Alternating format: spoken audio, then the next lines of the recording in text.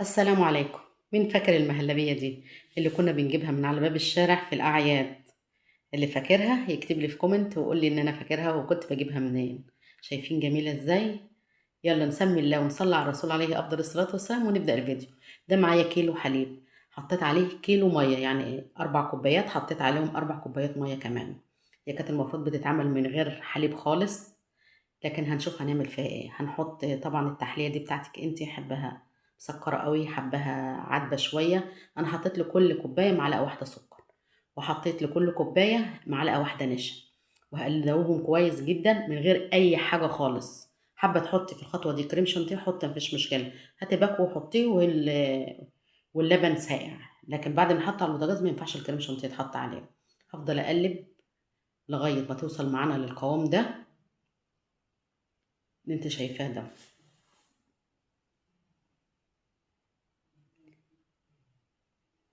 قولولنا بقى كنتوا بتجيبوها منين، واسم الراجل اللي كنتوا بتشتروها منه من على باب الشارع، وحط معلقة قشطة حلوة محترمة كده. بس ده اللي انا حطيته عليه. هقسمها نصين. طبعا بقى كانوا بيجيبوا شربات ورد، شربات فراولة.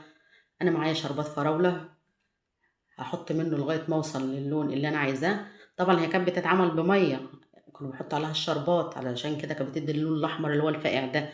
لكن علشان انا عاملاها بلبن بحليب، ادت اللون اللي هو البينك ده. طبعا هنفضها في الصواني، ما بتتفضاش في الاطباق زي دلوقتي. دي كانت بتتفضى في صواني كبيره خالص كده. واللي فاكر بقى يقول لي. هفضها في صواني زي زمان كده.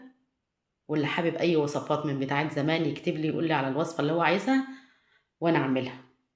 هو بسم الله ما شاء الله، حطها في التلاجة تسقع شويه واتفرجوا عليها بقى وعلى الجمال. عايزه بقى تحطي تاني شويه شربات ورد كده من فوق حطي، عايزه تسيبيها ساده سيبيها.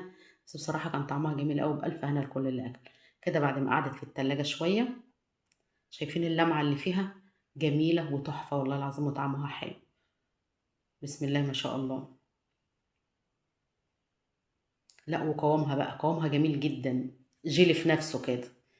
ما تنسيش بقى تعملي لي لايك وتشتركي في القناه وتعملي كومنت.